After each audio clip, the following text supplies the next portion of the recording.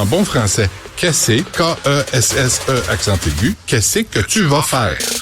Peux-tu arrêter de niaiser? Ben non, faut pas les contrarier, ça a complètement dégénéré. La rencontre du Trisac Dumont. Ben, tente-moi pas.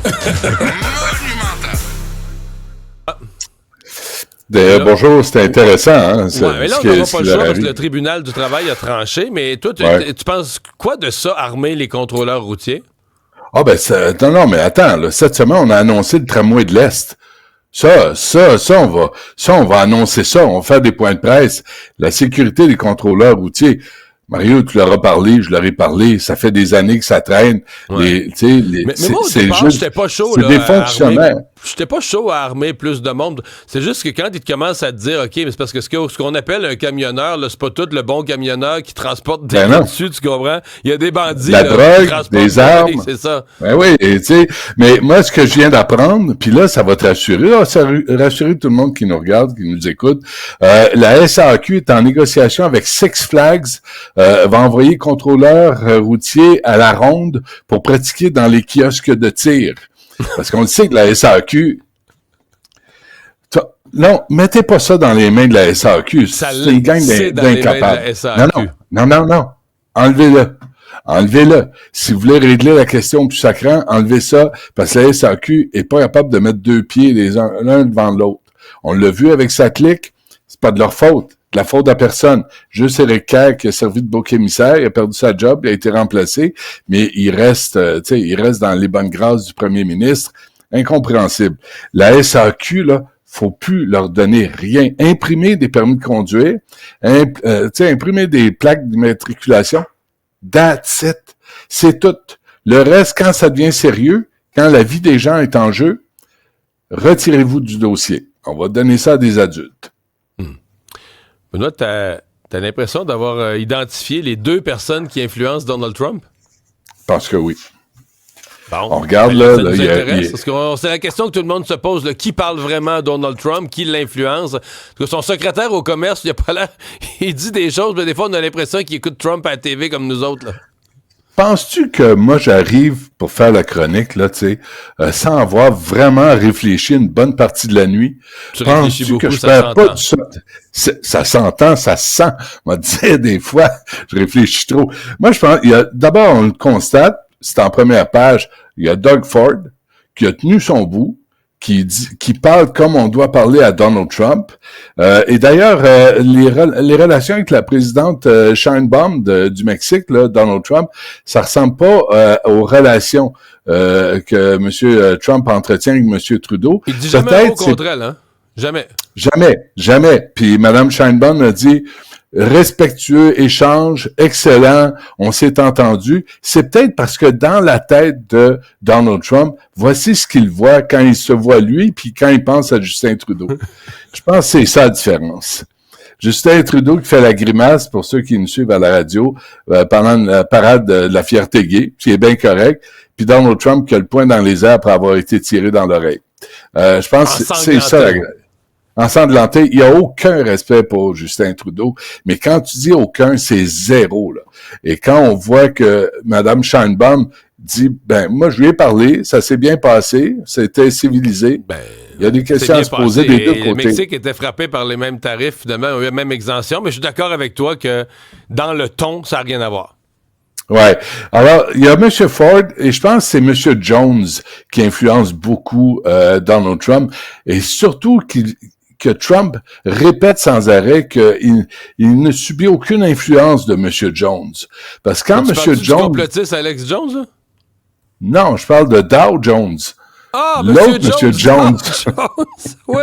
Non, mais là, tu te trompes, Benoît. Hier, il a dit, Donald Trump, que les marchés financiers, la bourse, ils regardent même pas ça. Ils regardent même pas. Ils regardent pas ça. Non, ils regardent pas ça. Sauf que...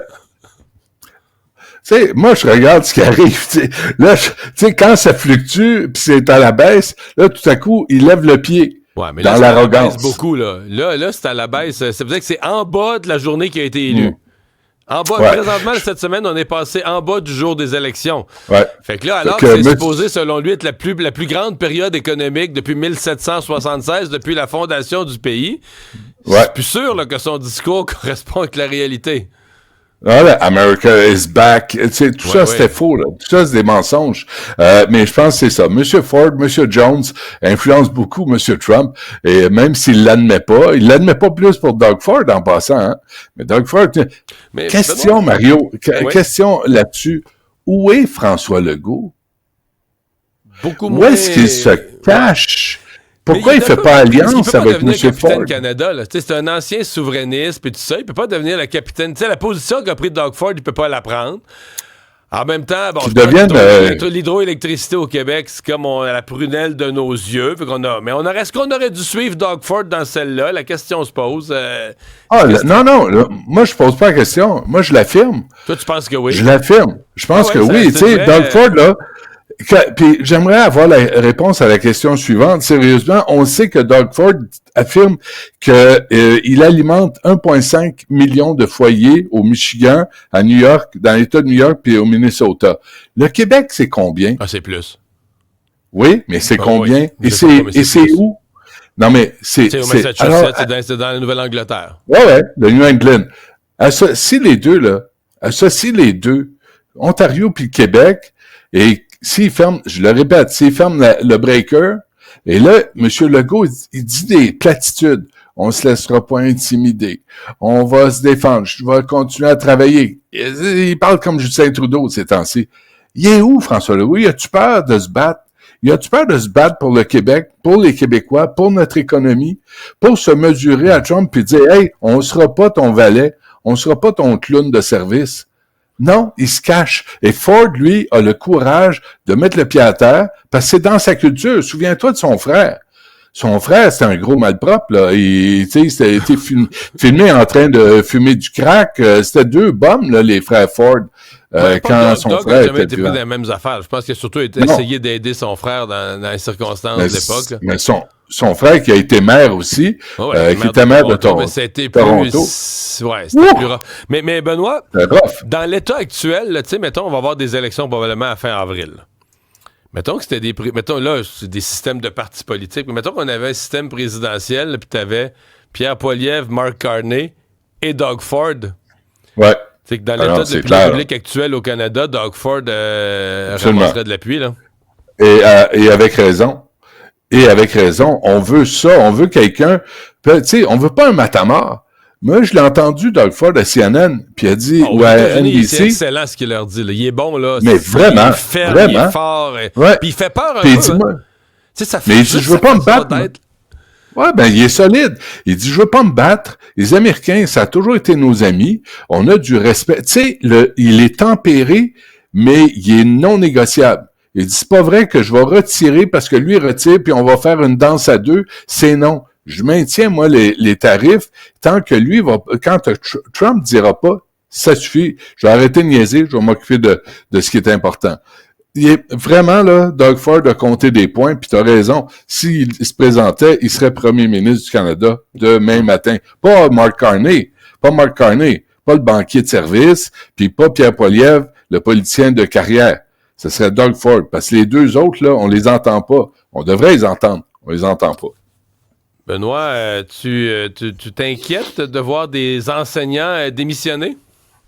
Ouais, c'est dans le Devoir aujourd'hui, mais je trouvais ça, c'est pas une nouvelle d'aujourd'hui, tu sais, on en a parlé dès le début des travaux. De notre époque. Non, mais c'est plus à cause des travaux dans le tunnel Hippolyte-Lafontaine, tu sais, lancé en 2019, avec un an de retard, avec 2 milliards de plus au budget. Ça, Madame Guilbeault avait rien à me dire là-dessus. C'est pas de la faute, pas de sa faute, pas de la faute à personne.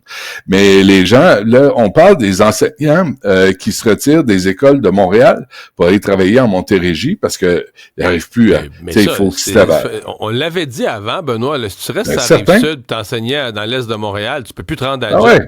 Ou tu vas te faire vraiment le détour par le pont Jacques-Cartier qui est congestionné.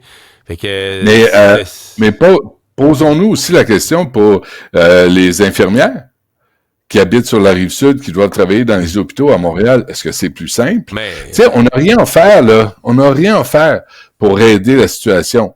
On s'en sort de peine et de misère. Puis on n'a pas de réponse. Mais je pense que Montréal souffre aussi à cause de ça. Parce que là, les gens de la Rive-Sud se retirent, que ce soit les enseignants, les infirmières, les préposés aux bénéficiaires. Là, ça va être du monde de Montréal qui va travailler à Montréal. Puis s'il y a pénurie de personnel, d'enseignants, ben, je pense que ça fait partie, c'est pas la raison principale, ça fait partie des raisons pourquoi on se contente parfois d'un adulte dans une classe. Mais tu dis Montréal souffre, c'est pas fini, Benoît, là, tu sais, la mairesse Plante qui s'en va à la fin de l'année, Montréal n'a pas fini de souffrir. Oh mon Dieu, ça va être une tragédie. De surcroît. Ouais, tellement efficace, tellement, tu sais, toujours à son affaire. C'est pas. Juste les no-shows, je pense que on en a parlé hier, là, rapidement. Es-tu prêt à faire payer ceux qui se présentent pas à un rendez-vous médical? Oui, mais dans les deux sens. On fait des no-shows dans les deux sens. D'abord, au restaurant, à l'hôpital, avec n'importe qui, si tu te présentes pas à un rendez-vous, apprends à vivre, puis appelle, puis dis « je serai pas là ». Ça, c'est... Les gens qui disaient hier, par exemple, qui ont essayé d'appeler, il n'y avait pas la ligne. Ça, c'est un problème. Pas efficace. Si tu avais un système de réservation en ligne, que tu avais à aller cliquer quelque part, je ne pourrais pas la veille, je ne pourrais pas annuler le rendez-vous. C'est ça. Tu sais que les jeunes de nouvelle génération, celle de nos enfants, là, se mettent sur un téléphone, puis appeler 3 fois, puis faites le 2... Ils sont plus là. Puis parler à un être humain? Oh, t'es-tu fou, toi? Non, mais les no-shows. Ouais, mais les no-shows, là, aussi, avec les patients, qu'on va appeler désormais les urgents. On va arrêter de s'appeler les patients. Parce que là, on a trop attendu. Tu sais, des médecins qui donnent un rendez-vous à 8 heures, puis ils se présentent à 11 heures, puis là, il y a un retard, excusez-nous, on a un 3. Excuse-moi, j'ai pas juste ça à faire dans la vie, moi. Faut que je gagne ma vie. Faut que je paye mes comptes. Faut que je sois à job. Dans l'autre sens aussi. On va faire des no-shows dans le deux sens. Si le médecin n'a pas de raison justifiée de ne pas être là, moi, je vais être compensé parce que j'ai perdu le nombre de gens qui se présentent à une chirurgie puis qui est annulé le matin même.